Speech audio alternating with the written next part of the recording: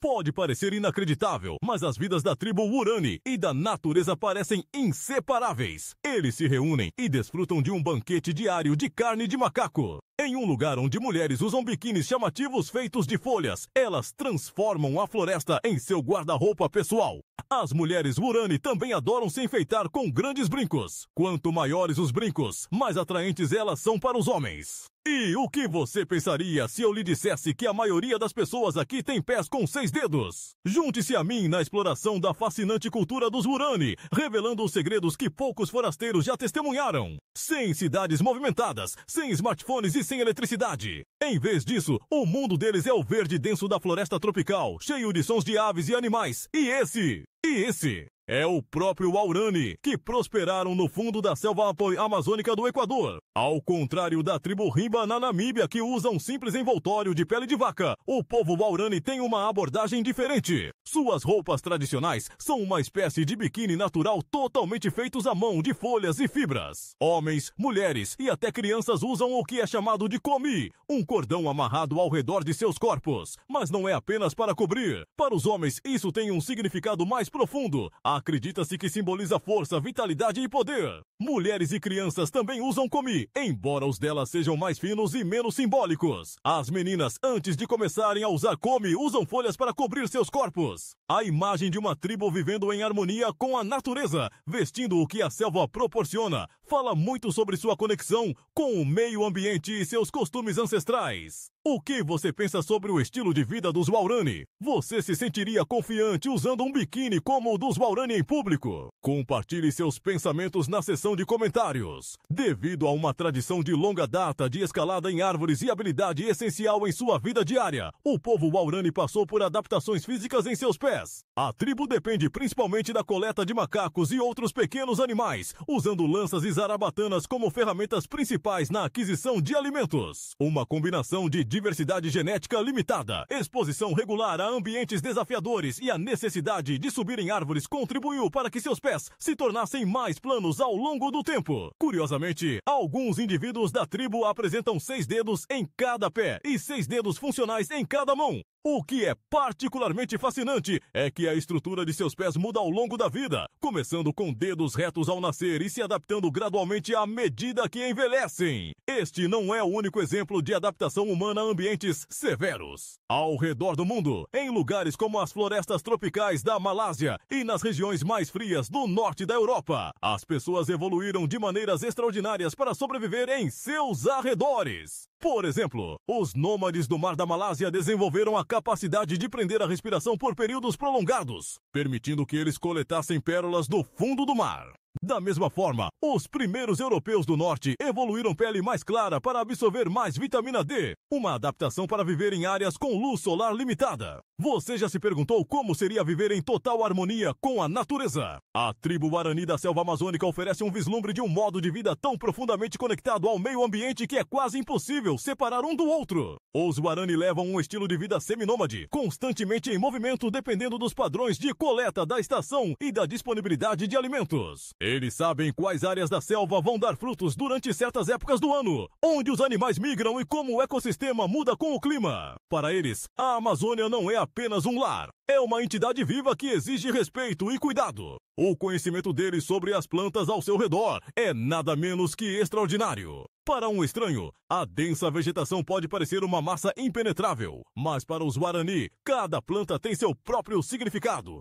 Eles dominaram o uso de plantas medicinais para tratar uma ampla gama de doenças. Precisa curar uma ferida? Eles sabem quais folhas podem agir como curativos naturais. Está com problemas de digestão? Eles conseguem encontrar uma planta que funciona melhor do que qualquer remédio vendido sem prescrição. A conexão deles com a terra não é apenas física, é medicinal, espiritual e essencial. Mitch Anderson, o fundador da organização sem fins lucrativos Amazon Frontlines, que passou anos trabalhando com os Waorani. Anderson compartilha como o profundo conhecimento dos Waorani sobre a selva é diferente de tudo o que ele já testemunhou. Em uma entrevista, ele recorda como as mulheres Waorani identificavam facilmente plantas medicinais, mostrando-lhe remédios para tudo, coisas que Anderson diz levariam anos para um botânico entender. Isso mostra o quanto da vida diária da tribo depende das plantas ao seu redor. Outro explorador, Joe Kane, que documentou sua jornada com os Guarani no livro Savages, falou sobre suas excepcionais habilidades de coleta e sua capacidade de se mover pela selva. Kane descreve como os caçadores Guarani, equipados apenas com materiais primitivos, navegam pela floresta. Ele também detalha seu extraordinário conhecimento sobre o comportamento animal e os ritmos da selva, que lhes permite se misturar perfeitamente ao ambiente ao atravessarem a selva. As observações de Kane destacam como a profunda conexão dos Guarani com a natureza é uma habilidade de sobrevivência refinada e aprimorada ao longo dos séculos. Você se lembra quando mencionei antes que a vida diária do povo Guarani envolve coletar e desfrutar de festins de macaco? Então, como esses festins são preparados e o que acontece durante eles? Estou prestes a revelar tudo, mas antes de começarmos, tenho um pedido de 10 segundos para todos vocês. Se você puder nos ajudar, por favor, clique no botão de inscrever-se e ative o sino de notificações para que você seja sempre o primeiro a receber nossos novos vídeos e conteúdos emocionantes. Isso significaria muito para nós. Em troca, prometemos continuar melhorando este show para você. Combinado? O povo Guarani é conhecido por suas habilidades de coleta, especialmente nas terras exuberantes da floresta tropical.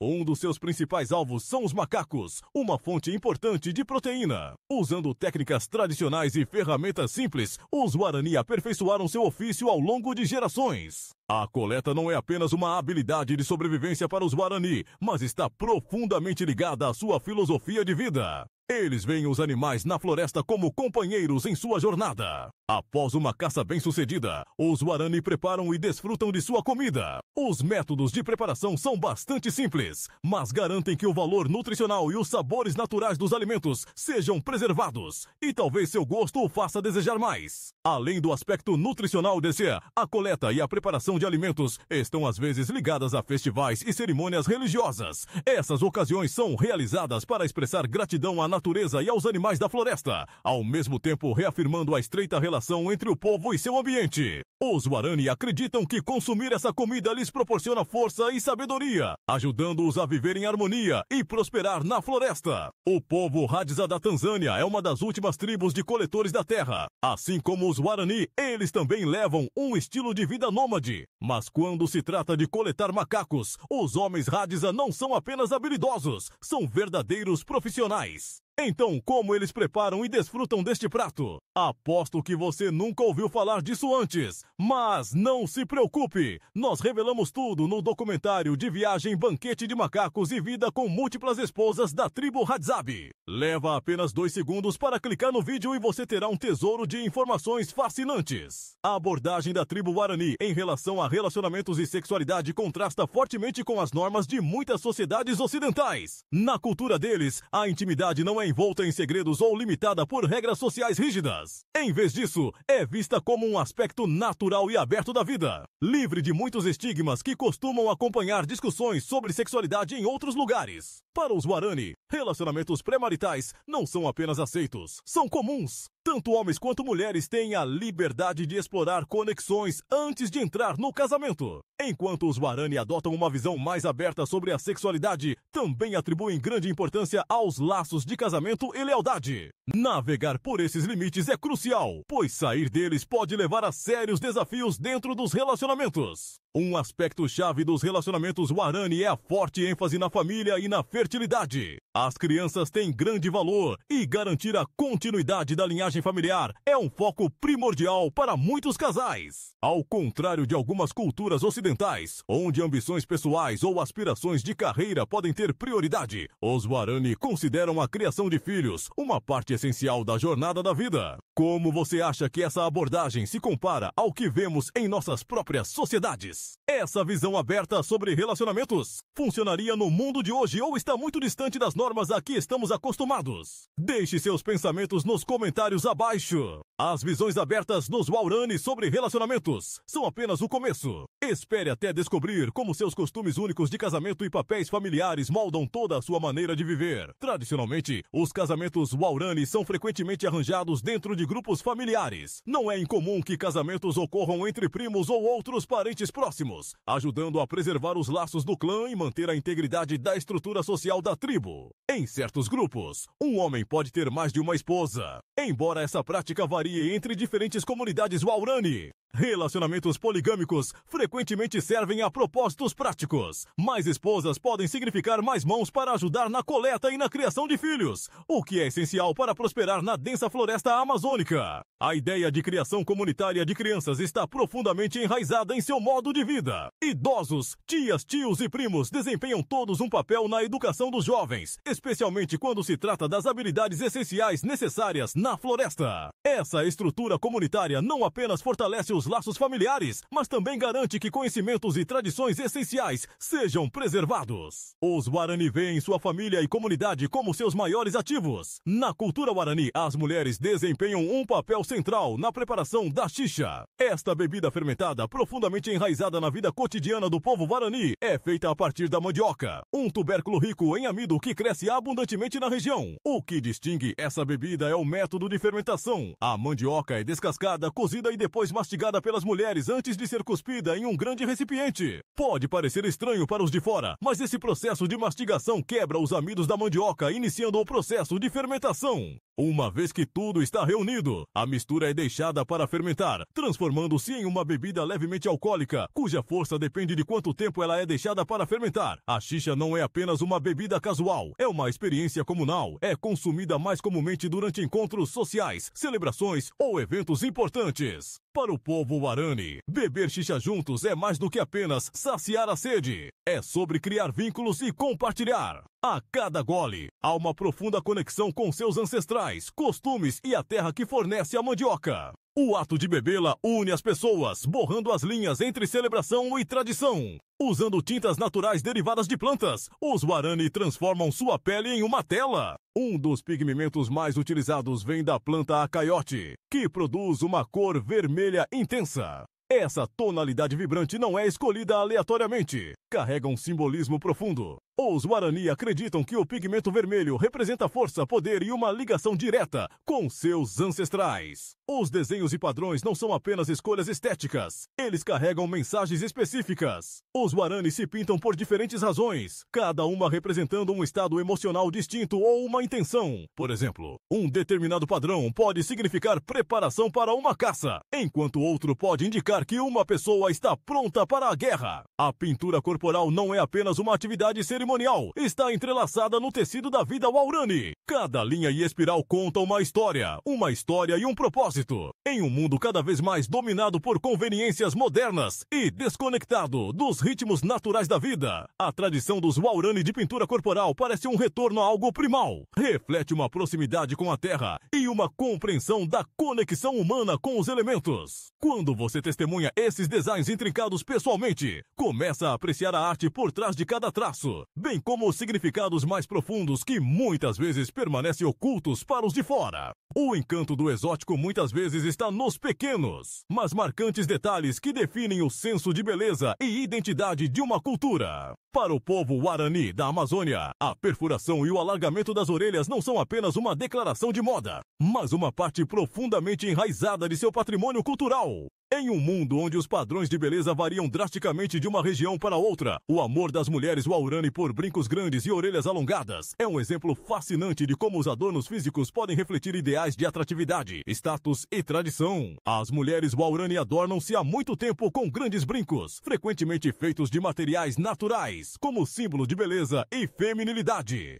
Para os Waorani, quanto maiores os brincos, mais atraente a mulher é considerada. O processo de alargamento das orelhas, onde as orelhas são gradualmente alargadas para acomodar brincos maiores, é uma tradição que foi passada por gerações. Não se trata apenas de estética, mas também de honrar seu patrimônio e incorporar as qualidades que sua cultura valoriza. Os brincos em si podem ser grandes argolas ou discos de madeira, e o alargamento gradual das orelhas é visto como uma jornada em direção à incorporação do ideal de beleza Waorani. Curiosamente, o alargamento das orelhas não é exclusivo dos Waorani. É uma prática compartilhada por muitas culturas indígenas ao redor do mundo, desde a tribo Masai no Quênia até o povo Hmong na Tailândia. Cada uma dessas culturas tem seus próprios motivos para alongar as orelhas, e os designs e materiais utilizados variam amplamente. No Quênia, os Masai costumam alargar as orelhas para segurar joias de contas, enquanto na Tailândia, o povo Hmong usa grandes tubos de prata. O que une esses grupos é a crença de que orelhas esticadas são um poderoso símbolo de beleza, força e, às vezes, até mesmo sabedoria. Para os Guarani, a floresta não é apenas um lugar para caçar e coletar, ela está viva com espíritos que habitam cada árvore, rio e animal. Esse animismo molda sua vida espiritual e existência diária, criando uma relação única entre as pessoas e o ambiente. Para os Guarani, cada parte do mundo natural tem seu próprio espírito, ou Oma os rios, o vento, as árvores imponentes e os jaguares que vagueiam pela floresta. Acredita-se que possuem cada um uma consciência. Esse sistema de crenças orienta a maneira como eles interagem com o seu entorno. Por exemplo, a coleta não é apenas um meio de sobrevivência, mas também uma troca sagrada com os espíritos animais, pois os Guarani respeitosamente e às vezes ritualmente trocam a vida de uma criatura por sustento. Para eles, tudo está conectado, formando um delicado equilíbrio entre humanos e natureza. No centro dessa teia espiritual estão os xamãs. Essas figuras possuem um poder e influência significativos na sociedade Waorani, servindo como a ponte entre o mundo físico e o reino espiritual invisível. Os xamãs não são apenas figuras religiosas, são curandeiros, guias e protetores. Enquanto os homens Waorani são principalmente responsáveis por atividades como a coleta, tarefas tradicionalmente vistas como centrais para seu papel, as mulheres, por outro lado, assumem as responsabilidades essenciais de coletar alimentos, preparar refeições e criar filhos. Mas suas contribuições não param por aí. As mulheres desempenham um papel influente nos processos de tomada de decisões da comunidade. Elas são frequentemente vozes-chave em discussões sobre o futuro da aldeia, a distribuição de recursos e até mesmo estratégias para lidar com conflitos. Esse nível de participação cria uma sensação de equilíbrio entre os gêneros, fazendo com que a comunidade funcione de uma maneira que parece tanto estruturada quanto igualitária, mesmo que a divisão do trabalho possa parecer rígida à primeira vista.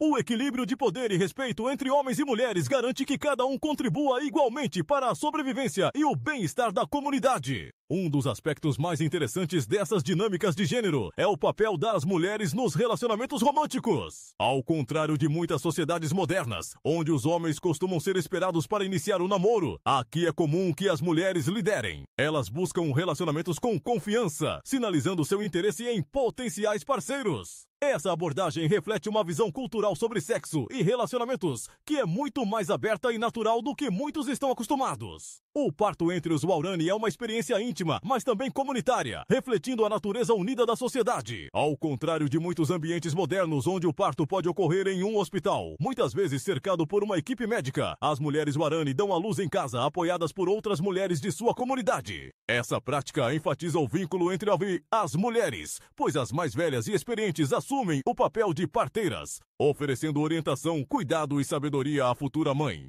O processo de trazer uma nova vida ao mundo é visto como sagrado, e a participação de várias mulheres garante que não seja um evento isolado ou clínico, mas sim um momento comunitário repleto de cuidado e responsabilidade compartilhada. A fertilidade, nesse contexto, é altamente valorizada. Dietas especiais são frequentemente seguidas por mulheres grávidas para garantir a saúde e vitalidade do bebê. Essas dietas podem incluir frutas específicas e plantas que se acreditam possuir propriedades benéficas, refletindo a profunda conexão da comunidade com a natureza e sua dependência dela para a saúde e sustento. A fertilidade não diz respeito apenas à continuidade das linhagens familiares, mas também é vista como essencial para a sobrevivência da comunidade como um todo. Cada nova vida fortalece os laços dentro do grupo, e o parto serve como um momento em que a força do coletivo é demonstrada através do cuidado e apoio oferecidos à nova mãe. Apesar da modernização e do crescente contato com o mundo exterior, muitas mulheres Waorani ainda aderem às suas tradições ancestrais. A vida cotidiana deles está profundamente enraizada em tradições transmitidas por gerações, como a coleta de alimentos da floresta e a vida em harmonia com o meio ambiente. Essas práticas são não apenas essenciais para a sobrevivência, mas também parte integral de sua identidade cultural. No entanto, a crescente presença de escolas, a influência da tecnologia e as interações com turistas levantaram preocupações dentro da comunidade Waorani. Alguns temem que as gerações mais jovens, expostas a conveniências modernas e novas ideias, possam perder o contato com suas raízes culturais. As gerações mais velhas continuam dedicadas a preservar seu modo de vida, enquanto os membros mais jovens da comunidade Waorani enfrentam uma realidade diferente. A educação proveniente de fontes externas introduz novas oportunidades que às vezes parecem estar em desacordo com os modos tradicionais. Como resultado, alguns jovens Waorani se encontram entre abraçar as oportunidades modernas e manter a sabedoria de seus ancestrais. Para enfrentar esse desafio, algumas comunidades Waorani tomaram a decisão consciente de se engajar com o mundo exterior por meio do turismo. Ao oferecer aos visitantes a chance de vivenciar seu estilo de vida tradicional por meio de passeios guiados, demonstrações de técnicas de caça e compartilhamento de histórias, eles geram renda, ao mesmo tempo em que mostram a beleza e o valor de sua cultura. Essas interações com turistas, embora cuidadosamente gerenciadas, cumpram um duplo propósito. Por um lado, eles oferecem um ambiente controlado para a troca cultural, onde os Waorani podem educar os forasteiros sobre suas tradições, valores e história. Por outro lado, essas trocas ajudam os Waorani mais jovens a ver a importância de seu patrimônio pela perspectiva de visitantes curiosos. Dessa forma, o turismo se tornou uma ferramenta para a preservação cultural, ajudando a reforçar a identidade da comunidade e ao mesmo tempo em que proporciona uma maneira sustentável de se adaptar ao mundo em mudança. No entanto, nem todas as comunidades Waorani estão abertas à influência externa. Alguns grupos preferem permanecer isolados, optando por proteger seu modo de vida vivendo profundamente na floresta tropical. Esse isolamento é uma decisão deliberada, refletindo seu forte desejo de preservar sua cultura sem a interferência de tecnologias modernas ou ideias externas. O povo Waorani é um grupo indígena que vive nas nascentes da floresta amazônica no Equador, originalmente caçadores e coletores nômades. Eles começaram a estabelecer vilas mais permanentes após o encontro com missionários e trabalhadores de petróleo a partir da década de 1950.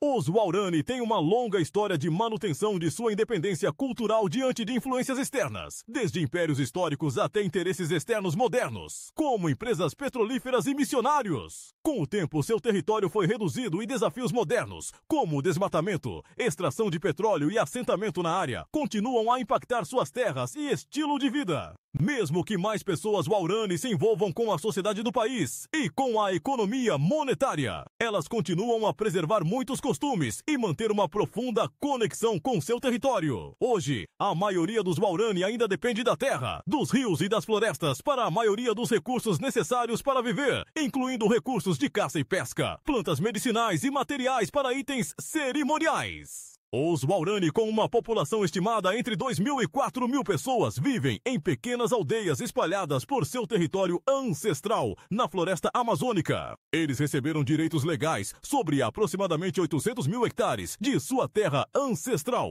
Embora o povo Waorani tenha direitos legais sobre sua terra ancestral, o governo gerencia os recursos subterrâneos, como petróleo e gás, o que às vezes levou a discussões sobre conservação ambiental e uso da terra. O povo Waorani vive em uma região que há muito atrai atenção, devido às ricas reservas de petróleo abaixo do solo da floresta. Esse interesse gerou preocupações sobre o impacto no modo de vida Waorani, já que a floresta tropical é seu lar e fornece itens essenciais como alimento, medicina e abrigo. A floresta também é central para suas crenças culturais e espirituais. Danos potenciais a essa terra poderiam ter efeitos significativos em suas comunidades e contribuir para o desmatamento na Amazônia, uma área frequentemente descrita como os pulmões da terra. As atividades de extração de petróleo estão presentes no território Guarani desde a década de 1980, mas a parte ocidental, conhecida como região de Pastaza, permaneceu livre de plataformas de petróleo. No entanto, em 2012, o governo equatoriano concedeu direitos de exploração de petróleo ao Bloco 22, que abrange a maior parte dessa área. Naquele momento, um grupo de anciãos Waorani visitou outros territórios indígenas no norte do Equador e presenciou os impactos sociais, ambientais e de saúde resultantes de décadas de extração de petróleo. Os anciãos retornaram para casa, compartilharam suas experiências e a comunidade se determinou a impedir que poluições semelhantes afetassem suas vidas e terras. Os Waorani decidiram criar um mapa cheio de coisas inestimáveis como parte de sua estratégia para interromper a perfuração em seu território. Eles começaram a trabalhar com o apoio de dois parceiros locais, Aliança Cibo, um grupo de coordenação que inclui representantes de 4 nações indígenas no Equador, Cofan, Sicopaia, Siona e Guarani, e Amazon Frontlines.